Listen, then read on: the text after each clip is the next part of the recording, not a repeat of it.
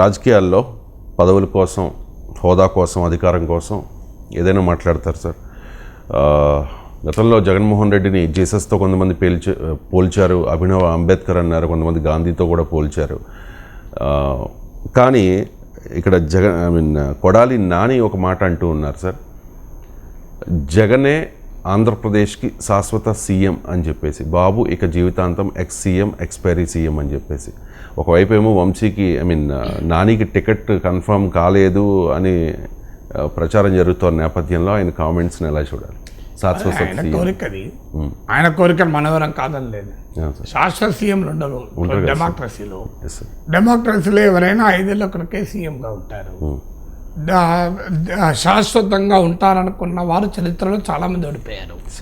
2025 ఏళ్ళు ఉంటాం, 35 ఏళ్ళు ఉంటాం సీఎం అనుకున్న వాళ్ళు ఓడిపోయిన సందర్భాలు ఉన్నాయి. అందువల్ల ఎవరూ పర్మనెంట్ కాదు, ప్రతి ఒక్కరూ ఎక్స్పైరీ డేట్తోనే వస్తారు పాలిటిక్స్లో. అందువల్ల కేసీఆర్ చాలా బలమైన సీఎం, ఆయన ఇట్లా ఓడిపోతారు అనుకున్నారు, ఓడిపోయాడో లేదా? అందువల్ల చరిత్రలో ఓడడము గెలవడం అనేది ప్రజలు నిర్ణయించాలి. కొడాలి నిర్ణయించాలి కదా జగన్ మళ్ళీ సీఎం కావాలా కాదా అని.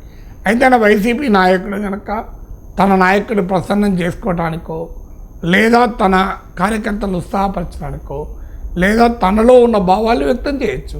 I has a right to express his opinion.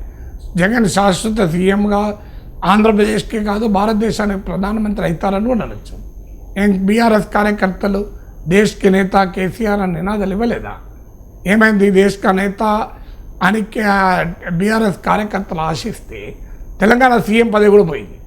అందువల్ల ప్రజలు, కార్యకర్తలు, నాయకులు కోరుకుంటారు.